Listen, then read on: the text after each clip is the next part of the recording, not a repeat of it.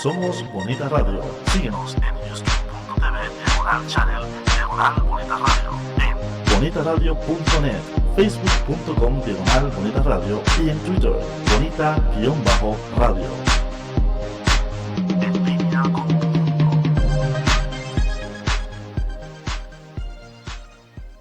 Las expresiones vertidas en el siguiente programa no representan necesariamente la opinión de Bonita Radio. Las opiniones son exclusivas de sus autores.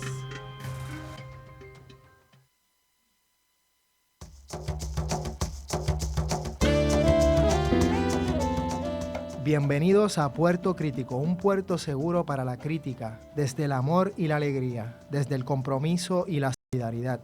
Un espacio de la ciudad y el pensamiento son protagonistas.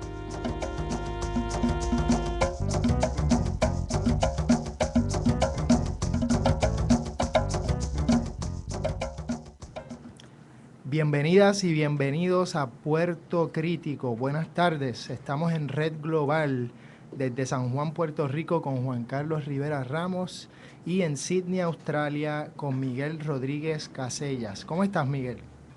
Aquí con un sol de verano que me recuerda a Puerto Rico. Maravilloso. Y aquí es un día muy bonito por varias razones. Hay un sol muy bueno, por otro lado el día está fresco y por otro lado hay un calor muy fuerte en la calle, ya que los maestros han tenido un paro exitoso con miles de personas en la calle, lo cual desde esa perspectiva celebramos. Y hoy tenemos a un invitado que nos va a hablar de un tema muy pero que muy relevante, no solamente para Puerto Rico sino para el mundo. Tenemos con nosotros a un especialista en agricultura ecológica y biodiversidad agrícola y en ecología social. Tiene estudios en sociología y en derecho y además es autor de varios libros, entre ellos Manual de Agricultura Ecológica y El Huerto Casero, Manual de Agricultura Orgánica. Es una persona con una vasta experiencia en los temas de soberanía alimentaria y agricultura ecológica, y además tiene una larga experiencia en Puerto Rico y en América Latina, viviendo 20 años en Uruguay. Le queremos dar la bienvenida a Nelson Álvarez Feble. Bienvenidos, Nelson. Buenas tardes, Juanqui, buenas tardes, Miguel, y sobre todo buenas tardes a todas y todos los que nos están escuchando en estos días en que en Puerto Rico se mueven las cosas y esperemos que hacia esa dirección que todos anhelamos de ir definiendo ese país posible que queremos. Y en esa misma línea, Nelson, hay varios conceptos que yo creo que tal vez de entrada debemos discutir. Una es, hablamos mucho de soberanía alimentaria y yo no sé si eso está muy claro en un país como Puerto Rico, donde casi todo nos viene de afuera, hablar de soberanía alimentaria, pues yo no sé hasta qué punto tenemos eso claro. Y dos, hablamos de otros términos como agricultura ecológica, entre otros. Tú nos podrías tal vez, primero para entrar por ahí en esa discusión y después tocar otros temas, ir definiendo esos conceptos o algunos conceptos que creas que son necesarios definir. ¿Cuántas horas tenemos para el programa? Una. Bueno, vamos a empezar con soberanía alimentaria. Nosotros tenemos en estos momentos en Puerto Rico una secretaria de Agricultura, Mirna Coma, la doctora Mirna Coma, que está muy comprometida con el tema de la seguridad alimentaria. La seguridad alimentaria es el concepto que se vino manejando internacionalmente desde las Naciones Unidas, que quiere decir que se le garantiza al ciudadano, a toda persona, hombre, mujer y niño, comida en cantidad y calidad suficiente durante todo el año. Este fue el concepto que se desarrolló durante las décadas 40, 50, 60, 70, quizás hasta los mediados de los 80, que quiere decir que un país debe tener la capacidad de producir los alimentos que su población necesita y de tener la capacidad de comprar en el mercado, internacional, los excedentes que hagan falta. Pero este concepto con el neoliberalismo empieza a evolucionar a que lo importante es que un país pueda comprar los alimentos que necesita para sus ciudadanos, no importa cómo, y empieza el gran dumping de los excedentes de leche, de trigo, de soya, de maíz de los países super agroindustrializados, empiezan las ayudas cuando hay las hambrunas, a sustituir la alimentación de los demás países. Y entonces la Vía Campesina, que es un movimiento que reúne 140 millones de familias agrícolas en todo el mundo, con presencia en 80, 90 países, empieza a trabajar un concepto que tuvimos la oportunidad de colaborar en eso, que incluyera otros aspectos. Y en el 1996, en una reunión de las Naciones Unidas en Leipzig, Alemania, se lanza el concepto de soberanía alimentaria, que incluye la seguridad alimentaria, pero incluye también el derecho a los pueblos y los países a producir alimentos en condiciones que les sean favorables para su desarrollo según ellos lo plantean. Eso quiere decir alimentos culturalmente afines. Puerto Rico tiene el derecho, debe tener el derecho de no tener que consumir una alimentación de climas templados foráneos, sino de consumir aquellos alimentos que no son más fáciles y más óptimos de producir y que están en sintonía. El derecho al acceso a la tierra, el derecho al acceso al crédito, el derecho a la igualdad de género entre hombres y mujeres, el derecho a la niñez. Entonces, todos son conceptos que vienen a formar esta matriz política que yo creo que es una de los desarrollos más interesantes en este principio del siglo XXI, de una política internacional que incluye muchas de las reivindicaciones tradicionales, pero que incluye también toda la matriz ecológica, el derecho al suelo, el derecho a la tierra, el derecho a los bosques. Bueno, y por ahí más o menos, por ahí va la cosa. Luego podemos volver. La agricultura ecológica es aquella agricultura que comparte con otras agriculturas, la orgánica, la agroecología, la permacultura, algunos conceptos en cuanto a cómo hacer agricultura. Una agricultura que no utiliza productos que sean residualmente tóxicos para el ser humano, para el medio ambiente, una agricultura que parte del suelo y la alimentación y la vida del suelo, que promueve la biodiversidad como una estrategia no solo de conservación, sino de aumentar la productividad. Y es una agricultura que además incluye unos conceptos de sustentabilidad como ecológica, económica y social. Entonces, de nuevo, tenemos otro planteamiento que es una matriz política. Y la gente que está trabajando la soberanía alimentaria, por ejemplo, el movimiento de los sin tierras en Brasil, que es uno de sus referentes importantes, están incorporando la agricultura ecológica o su hermana académica, la agroecología, como la estrategia de desarrollo agrícola. Un poquito, yo creo que por ahí tenemos elementos para poder ir manejándonos después. No sé si les gustaría que aclaráramos algo más o seguimos. No, Miguel, ¿tienes algún comentario? Sí, tengo una pregunta de entrada. Muchos de estos conceptos, obviamente, pues tienen o implican un cierto escenario antagónico entre, pues, grandes intereses económicos que están detrás de la industrialización de la producción de alimentos y de las ventas y distribuciones y demás, y los controles también de esos productos y del acceso a ellos. Y ese bloque, de alguna manera, también tiene el poder económico para meterse en los gobiernos. Entonces los gobiernos, que deberían ser, uno pensaría, ¿no?, los que velan, los garantes del bien común, de una ética que, digo yo, como tú lo has descrito, va del territorio al cuerpo y todo lo que está entre medio. O sea, y de momento uno tiene un gobierno en Puerto Rico, brincándonos a nuestra realidad, que parecería estar mucho más en sintonía con esos intereses económicos, financieros, dentro de la gran lógica neoliberal y demás, que nos van a parecer una vez más como los enemigos naturales a estos conceptos de una independencia o un derecho a la alimentación y a la agroecología y todo lo que has estado comentando. Entonces te pregunto, en Puerto Rico hay un desfase, porque por un lado tienes el bloque neoliberal que busca privatizar energía eléctrica y otras empresas del Estado, que ya privatizó el aeropuerto, que reduce la pensión de los maestros por una instrucción directa de este bloque neoliberal vía los asesores financieros que el gobierno federal nos asigna. Tienes ese lado del gobierno y tienes el otro lado del gobierno que establece el corredor ecológico del noreste, que está a favor del bosque del pueblo y de la conservación del carso, que firma acuerdos de conservación de cuerdas desde la Secretaría de Agricultura, que aparentemente pues, es una persona muy comprometida, como has dicho, con estos temas. Entonces, ¿qué posibilidad existe en Puerto Rico ahora mismo,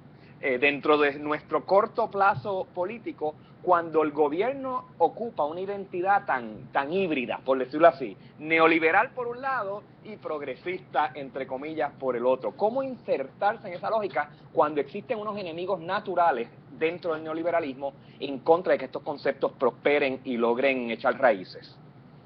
En mis tiempos, te hubiese dicho que era la pregunta de los 60,000 pesos, ¿no? Que era un programa que había en televisión, que había una tómbola y era el premio más grande. Mira, voy a empezar por decirte de que, bien, estos pensamientos que yo enuncié antes, soberanía alimentaria y agricultura ecológica, participan de un cambio de paradigma. Me gustaría quizás volver a eso después, pero que quede con las condiciones actuales que tenemos en Puerto Rico, difícilmente vamos a adelantar mucho más de lo que estamos adelantando hasta ahora. ¿Qué es lo que hemos adelantado?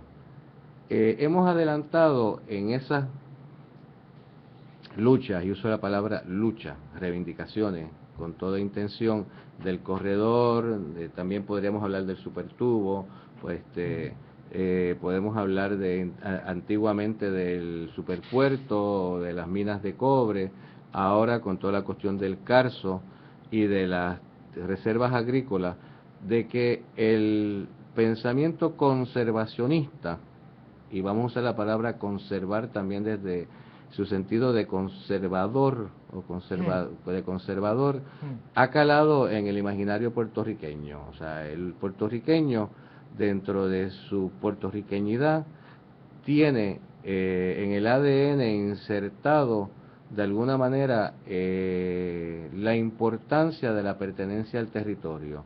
El territorio, no en este caso como espacio social, sino el territorio como espacio vital donde se desarrolla la vida. Bien, y en esos ámbitos tenemos grupos que con una visión política certera, definida, a veces estrecha, en el sentido de los objetivos a luchar, correctamente dirigida, pues han logrado o hemos logrado algunos objetivos. Pero todas esas están basadas en luchas populares. Entonces ahí tenemos un primer entronque. O sea, en qué medida las luchas populares, y si le añadimos Vieques, y si le añadimos ahora los de Oscar López, son mecanismos en nuestro futuro para lograr unas articulaciones que rompan el cerco del neoliberalismo sobre nuestra realidad. Entonces, dicho eso, tengamos en cuenta de que ninguna de estas decisiones que está tomando el gobierno en estos momentos o los gobiernos anteriores sobre los temas que tú mencionas, quizás ahora con la Autoridad de Energía Eléctrica por primera vez entraríamos en ese campo, son decisiones que son estratégicamente críticas en estos momentos para el desarrollo del país como colonia. Y si quieres lo dejo por ahí. No sé si con eso te conteste. Esa última parte no la entendí bien, lo del desarrollo del país como colonia.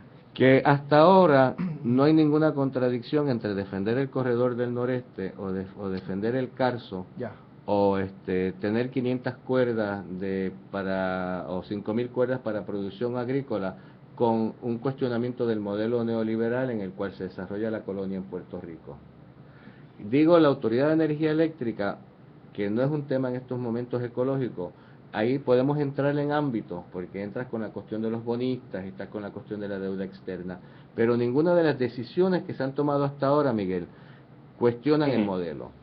Yo creo que esta contradicción sí se va a estar acelerando rápidamente, como pasó con los molinos y los muchachos que fueron allá a oponerse a los molinos. Sí. Pero de momento...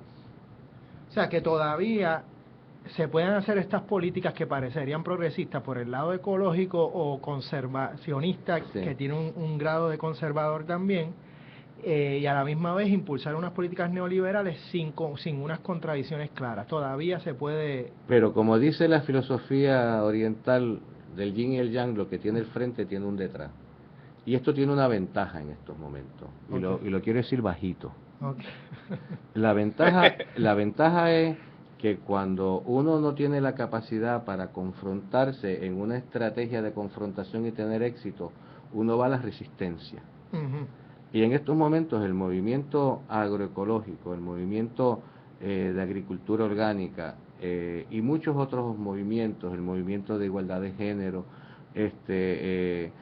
toda esta riqueza de que uno, hoy estuve en el Econo y encuentras 8 marcas de café de pequeña producción, puro de Puerto Rico, estas familias que nos están vendiendo productos orgánicos y que están viviendo de su trabajo, lo pueden hacer precisamente porque en esa resistencia no están viviendo una enorme confrontación que les impida ir sentando, o sea, estoy pensando en el rizoma de Deleuze y Guattari, ¿no? Ajá, ajá. En estos momentos estamos como que en un escenario rizomático donde por todas partes van brotando semillas de la esperanza.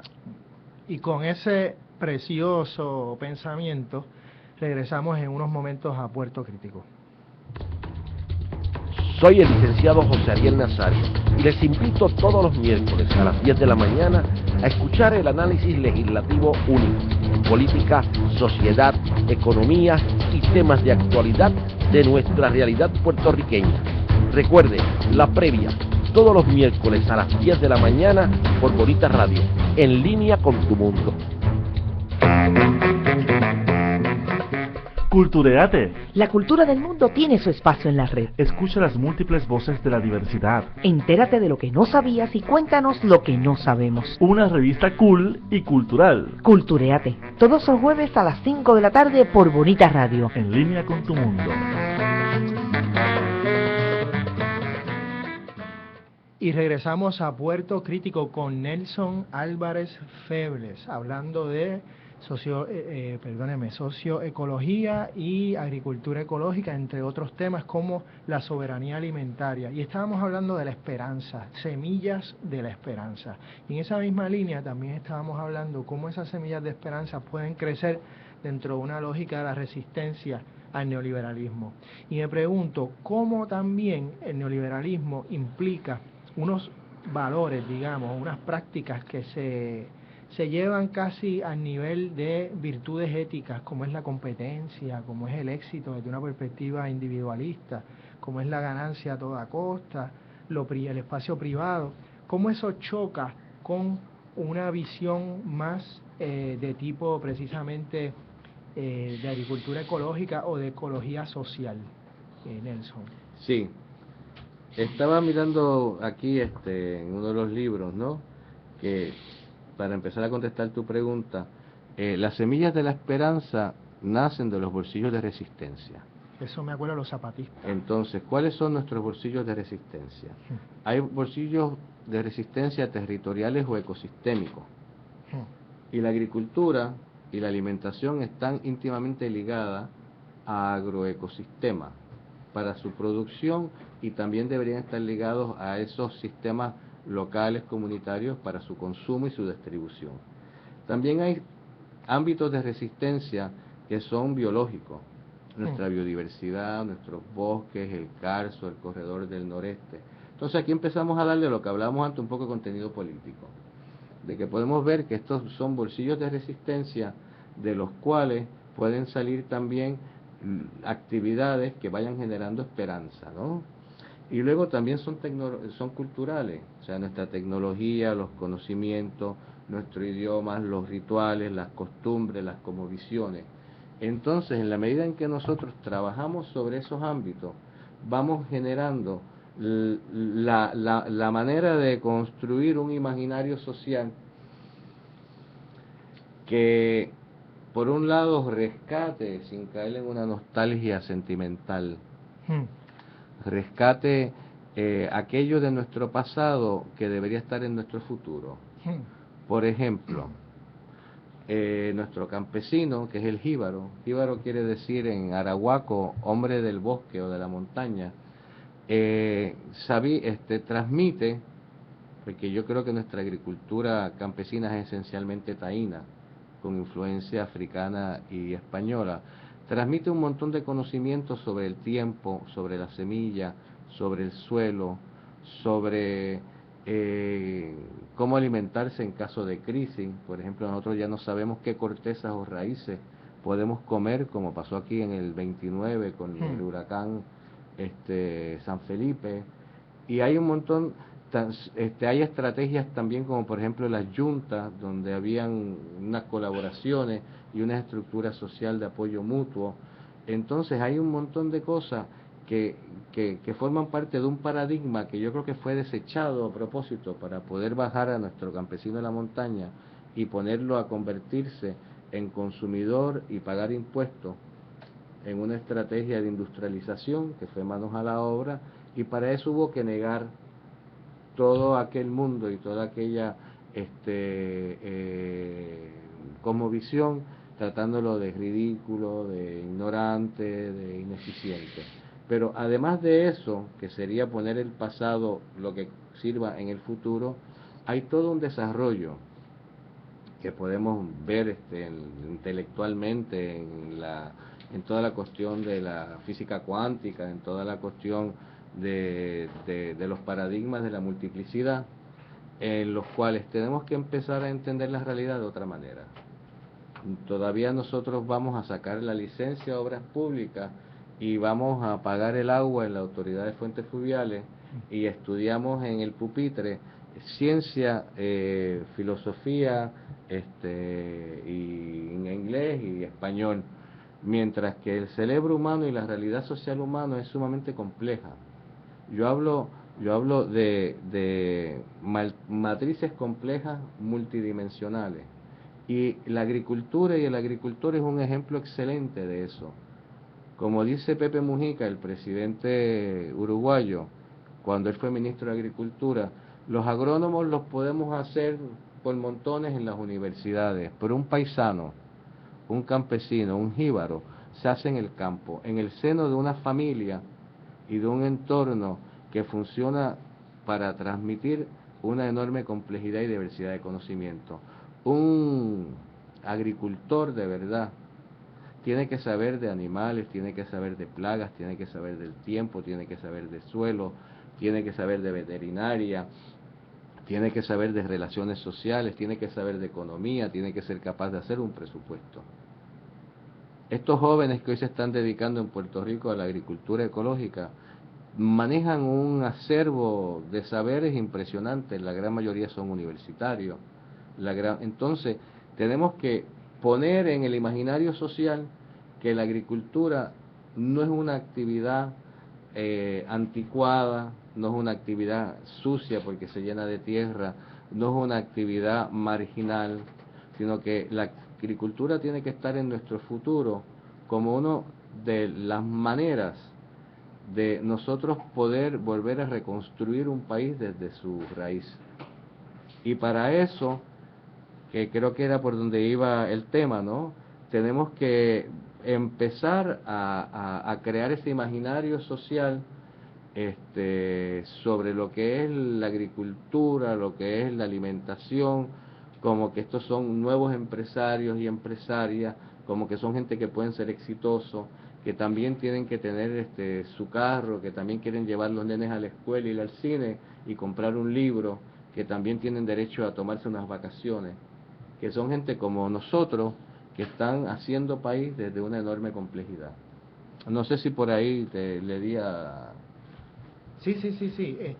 Me queda una pregunta en Dime. el tintero, porque estaríamos hablando de un cambio de paradigma, si te Por estoy supuesto, explicando. por supuesto, un paradigm shift, como se dice en inglés. Sí. ¿Perdón? Un paradigm shift es el concepto en inglés, un cambio de paradigma. Me gusta en inglés lo de shift porque tiene esa movilidad. Seguro, pero ¿cuál es el paradigma? Ajá. Dime. Pero ¿cuál sería el paradigma que estamos cambiando aquí? Te pregunto. O sea, ¿es la colonia el paradigma que requiere ser desplazado, transformado y demás? ¿O estos cambios pueden ir ocurriendo dentro de la lógica de la colonia? Porque es que, o sea, no quisiera uno politizar la cosa en Puerto Rico como nos quejamos que lo hacemos en todo, pero da la impresión que cada vez que entramos en estas aguas de transformación o de cambiar los modos en que estamos haciendo las cosas y las estructuras, nos damos contra la colonia nuevamente. Te pregunto, ¿es la colonia un impedimento a ese cambio de paradigma? ¿Es la colonia el paradigma que tiene que ser cambiado? Tendríamos que ir a Frank Fanon, en el sentido de que son nuestras mentes colonizadas, antes de, para mí, de ir a lo que es la colonia, ¿no? Yo creo que lo que estamos hablando, primero, o sea, estamos hablando del reduccionismo cartesiano. Estamos hablando del empeño de que 2 más 2 siempre es 4. Estamos hablando de que si cambiamos a uno por otro, vamos a cambiar la realidad. Estamos hablando de una simplificación. Yo vengo diciendo que lo que sucede es que este sistema, hablando en política, nosotros éramos ciudadanos que participábamos de la gestión de la cosa pública, aunque fuese modestamente a través de nuestra inserción en organizaciones civiles o de la voto. El sistema, el neoliberalismo, como expresión, si tú quieres, de paradigma reduccionista, nos convierte en consumidores.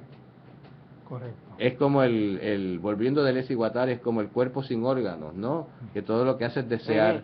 Y entonces el consumidor ya no piensa y trata de actuar conscientemente su realidad, sino que se convierte en una máquina que desea, más allá de cualquier valor o concepción crítica de la realidad.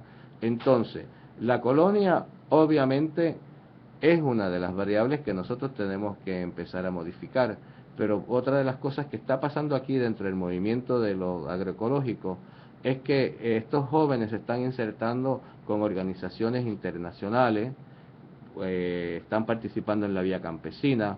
En estos momentos hay un grupo de 15 jóvenes y no tan jóvenes en Cuba estudiando la agricultura orgánica urbana y la agroecología cubana. Entonces empieza a romper el aislamiento también social y cultural en el cual estamos sometidos dentro de esa estructura colonial. O sea, ¿cuántos de nosotros nos sentimos latinoamericanos? ¿Cuántos de nosotros nos sentimos con una pertenencia caribeña? Y todas estas cosas que te estoy hablando, Miguel, podemos empezar a hacerlas desde donde estamos. O sea, no tenemos que esperar la Asamblea Constituyente, ni tenemos que esperar al eterno problema del estatus. Nelson, dijiste hay varias ideas que lanzaste que me parecen muy interesantes. Una que, escuchándote, sentí que politizabas, en el buen sentido del término, la natural.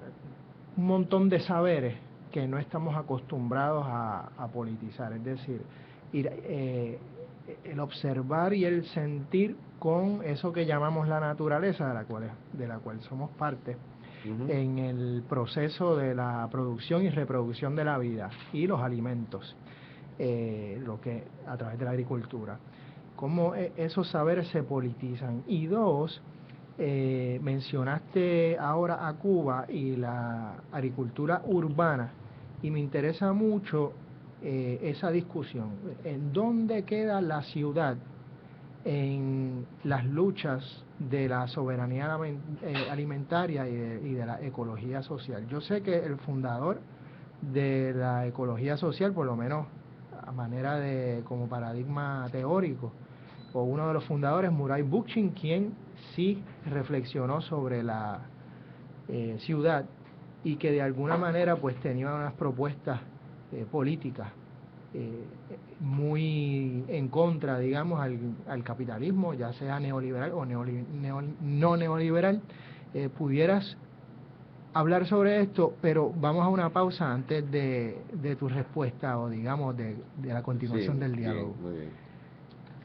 Se mira, se toca con los ojos. Veo. ¿Qué ves? ¿Qué miran las niñas de tus ojos? Color, Forma, vacíos imagen. y texto en Veo. El primer museo virtual lo escucha y lo ve a la 1 de la tarde, sábados alternos por Bonita Radio, en línea con tu mundo.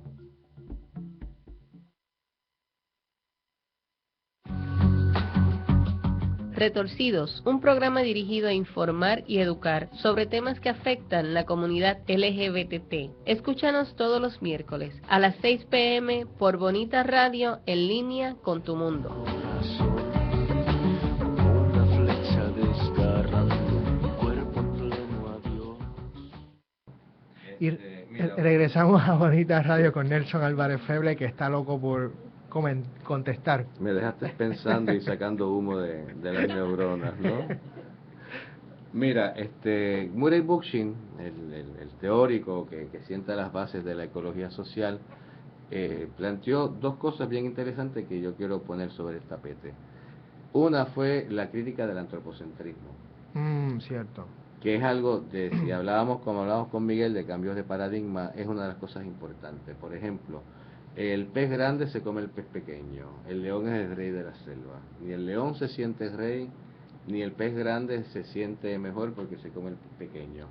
Entonces, la ecología moderna, hay un teórico catalán, Margalef, que plantea que cuando se habla de ecología moderna, hay que hablar de ecosistemas, y que los ecosistemas incluyen los distintos componentes vivos, los distintos componentes físicos y el ser humano.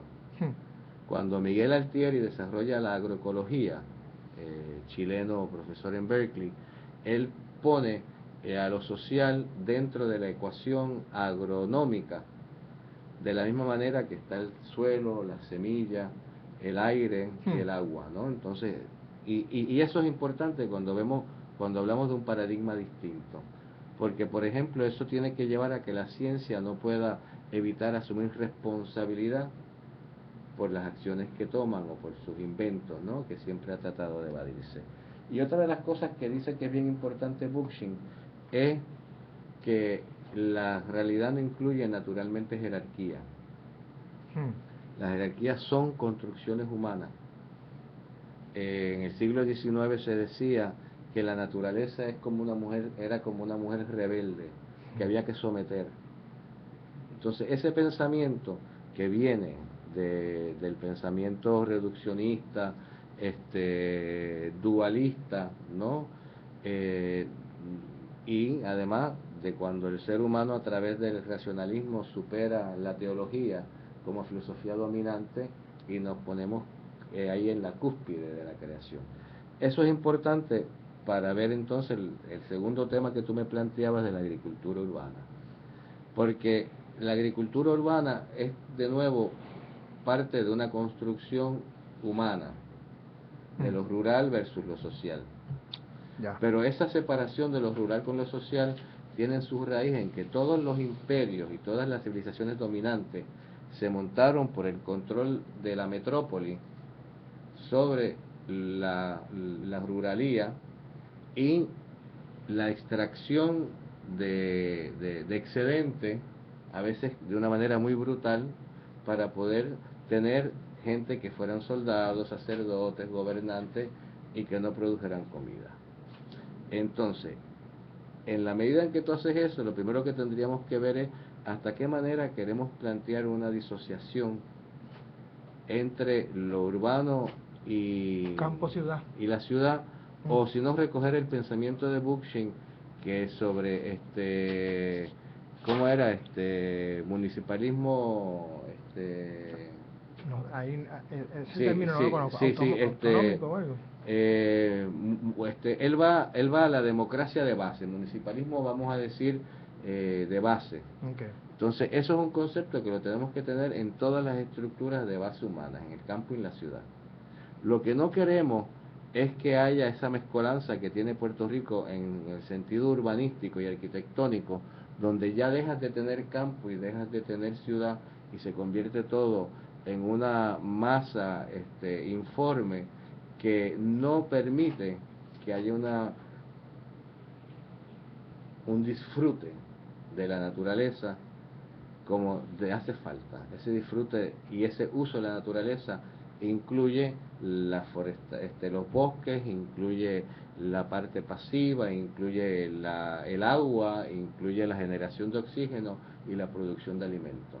Entonces, lo que nosotros sí tenemos que tener claro es que tenemos que tener suficiente territorio yo he hecho un cálculo, Puerto Rico tiene 2.200, 2.300.000 cuerdas. Yo he hecho un cálculo que con una cuarta parte de eso nosotros podríamos producir la mitad de los alimentos que necesitamos. Pues eso, esas 500, 600.000 cuerdas, hay que empezar a separarlas ya. Y hay que separarlas en los terrenos óptimos, en los terrenos de montaña que tengan una inclinación, que podamos hacer una agricultura sustentable en el tiempo, que podamos cultivarla hoy y mañana, como se hizo antes en Puerto Rico, y en bosques donde podemos sacar madera, café, cacao en uso ecológico. Bien, dicho eso, entonces la relación entre la ciudad y el campo tiene que ser una relación solidaria y tiene que ser una relación donde se puedan compartir las necesidades, las dificultades para mí y la buenaventura. Miguel. Sí, obviamente es contagioso escucharte a varios niveles porque percibo en tu voz un cierto nivel de optimismo, y un optimismo no ingenuo, un optimismo que aparentemente tiene que ver con lo que estás observando, con que hay grupos, hay pequeños empresarios, aunque es un término que no me encanta, pero reconozco cómo lo estás utilizando. Hay pequeños empresarios que están entrando en el terreno de la agricultura, y veo pues que sí, que aparentemente esto es posible. Esto no es una misión quijotesca de izquierda con fiebre, delirantes y demás. Dentro de ese optimismo, ¿qué puede hacer el ciudadano, digamos, de a pie? El que se siente que esto es algo muy extraño a su realidad, que simpatiza con la idea, que tiene perfecto sentido, pero ¿qué podemos hacer los ciudadanos, digamos, comunes, los que no estamos todavía, que no sentimos que podemos ser instrumentos de este cambio? ¿Cómo podemos integrarnos, digamos, a esta revolución o a este nuevo paradigma? Bueno, mira, vamos a cambiar empresarios por productores agrícolas. Me gustó. Perfecto. Más. ¿Bien? Estamos bien. O sea, porque son productores en el sentido de que producen, ¿no? Seguro. Yo creo que lo que hay que resaltar es que quizás en mi época, que uno más del hipismo 68esco, ¿no? Donde verdaderamente queríamos cambiar todos los paradigmas y pensábamos que verdaderamente íbamos a estar en estos momentos de la historia con otras coordenadas. Eso no sucede. Entonces, yo creo que es saludable en estos momentos hacer las cosas pausadamente y presionando allí donde más se pueda tener impacto. Eso es bien importante, presionar donde más se puede tener impacto. A veces uno quiere hacer unos cambios en unos ámbitos donde quizás las condiciones no están maduras. Lo primero que yo creo que puede hacer todo el mundo es entender que comer es un acto político. Importante. Pero no digo político en el sentido partidario, eso es política con P minúscula. Yo digo con P mayúscula. Es más, comer es un acto político que puede ser radical. Y cuando digo radical, lo digo jugando con el concepto de ir a la raíz. Y en este caso, literalmente, ir a la raíz, que son los alimentos.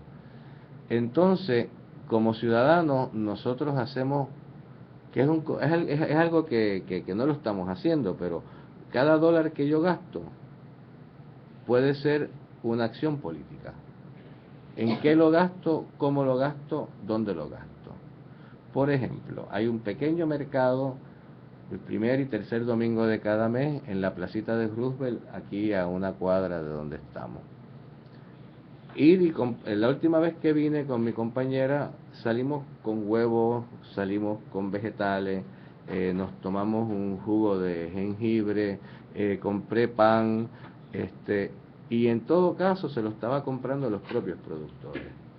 Como este mercado, hay otros a través de la isla.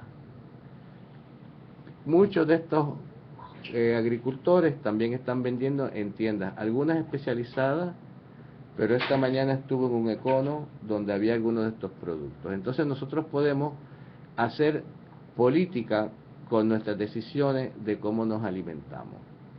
Eso es una parte. La otra parte, yo creo que hace falta el que esté interesado en estas cosas que vaya a visitar un campo en producción. Yo soy suficientemente viejo para recordar cuando Puerto Rico uno iba por la montaña y estaba prácticamente todo en producción.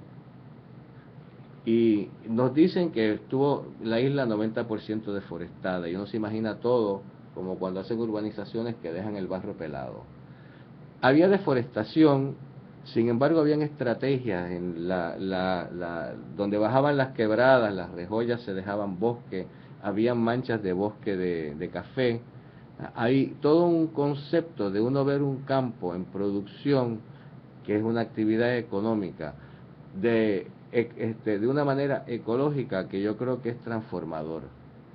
Por ejemplo, Raúl Rosado y Ivonne tienen una finca en Patillas donde ellos invitan a la familia a que vayan a pasar un día teniendo las experiencias de cosechar, de sembrar, de cantar.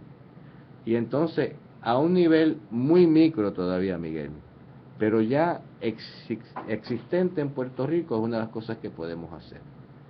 Luego yo creo que tenemos que empezar a tomar decisiones importantes sobre qué es lo que comemos.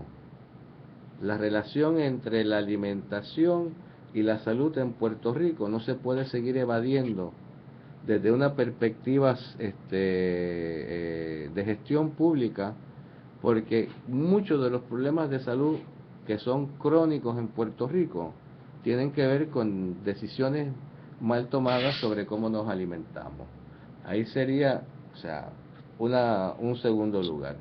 Y yo creo que en tercer lugar, en la medida de lo posible, ir creando espacios como este que tenemos hoy aquí en Bonitas Radio, o como otros programas de radio que hay, o como escribir en 80 grados, o tratar de ir modificando ese imaginario social que tiene el puertorriqueño sobre la agricultura y la alimentación, porque aquí nosotros fuimos sujetos de un proceso consciente de transculturación alimentaria y agrícola.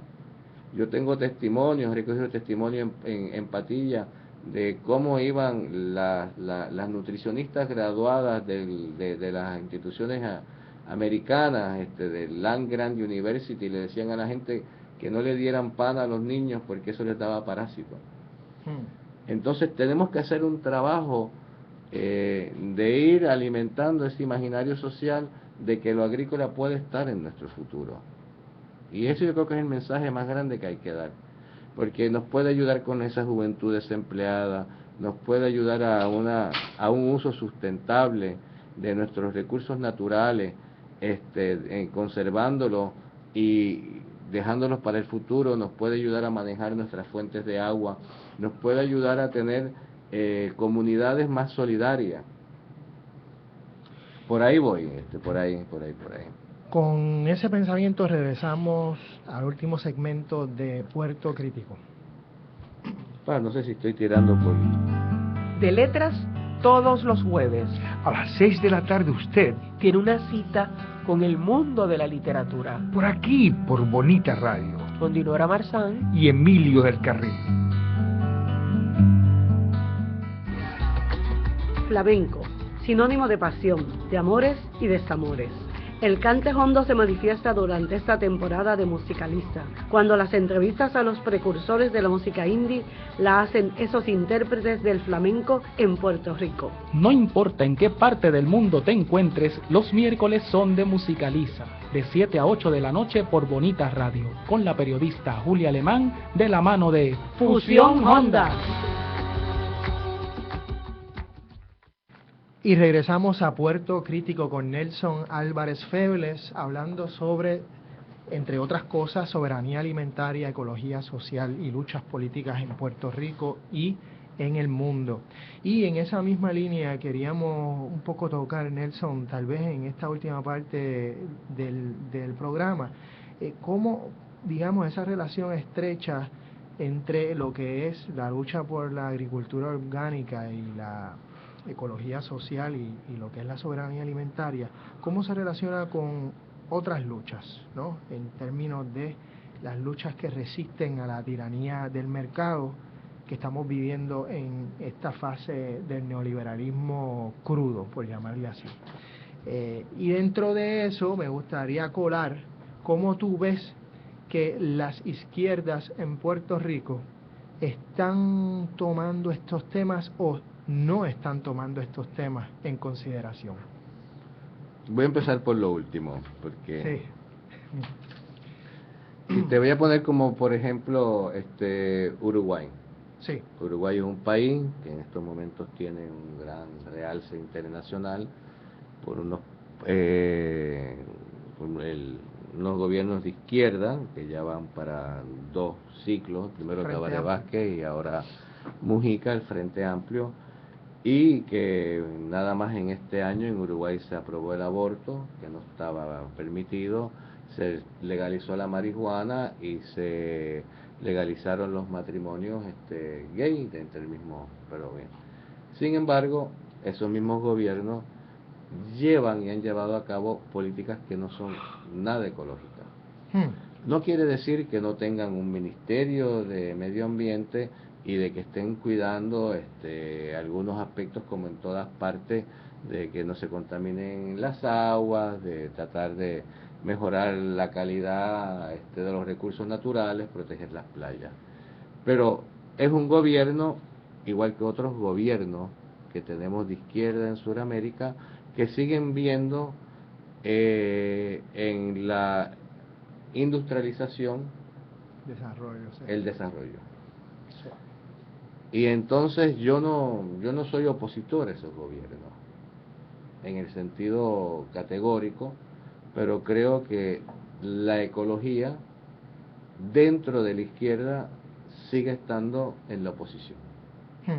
Porque si tú vas a sembrar soya transgénica porque te trae una divisa que el país necesita para pagar sus préstamos y para construirle casa a la gente pobre y para poner molinos de viento, que son situaciones reales que te estoy describiendo, y ves la megaminería como una opción en un momento determinado para poder invertir y mejorar el nivel general de la gente, uno tiene que estar en la oposición a esas iniciativas, pero no quiere decir en la oposición a lo que son gobiernos que en muchos otros aspectos, te cito 3, repartir mejor el bacalao, no ser corrupto y gobernar.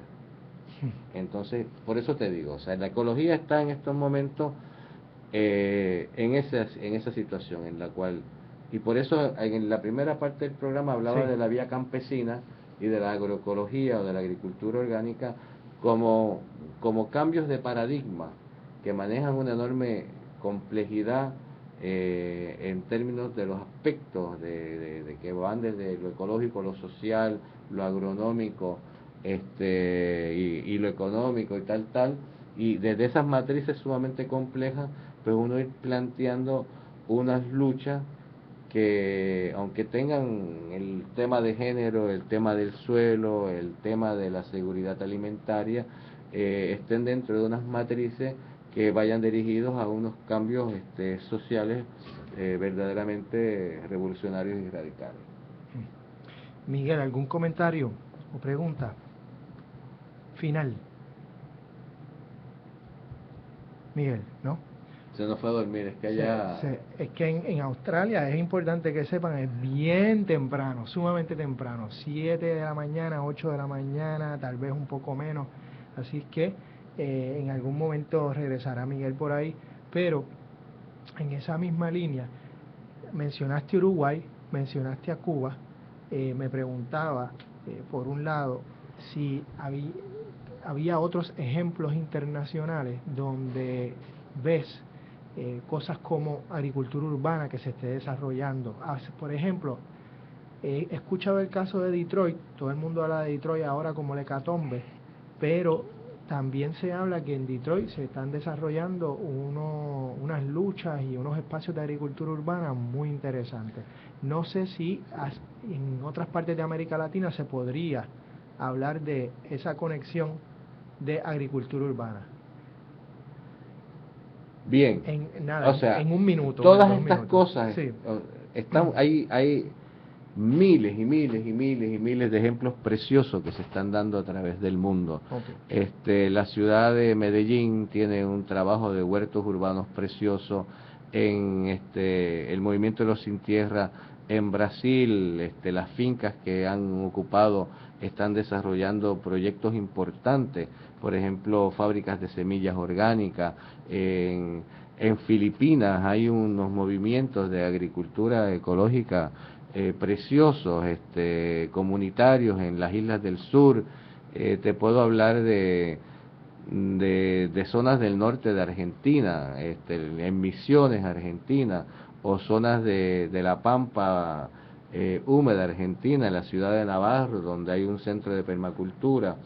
Te puedo hablar de grupos de mujeres mapuches en el sur de Chile, donde están recuperando variedades tradicionales de papas y lo están trabajando con chefs gourmets para desarrollar y reintroducir esas variedades. Por todas partes, como decía ahorita, el rizoma son cuando las raíces van debajo de la tierra y van saliendo en distintos lugares, como hace la bambúa. Y la bambúa es resiliente, la bambúa es fuerte pero flexible. Y me gustaría dejar esa imagen. O sea, tenemos que ser fuertes, pero ser flexible como la bambúa, porque tenemos que ser capaces de entender que vienen vientos fuertes de todas partes y de que tenemos que, desde esa resiliencia y flexibilidad, tener la capacidad para ir reconociendo los mejores espacios para actuar correctamente y con éxito. Y con ese pensamiento yo creo que vamos a cerrar el programa. Muchas gracias Nelson Álvarez Febre por estar con nosotros en el día de hoy. Muchas gracias Natalia Suárez por ser nuestra técnico y Miguel Rodríguez Casella desde Sydney, Australia. Un abrazo, nos vemos la semana que viene. Muchas gracias a Natalia en la parte técnica y a todas y todos los que estuvieron con nosotros. Hasta la semana que viene.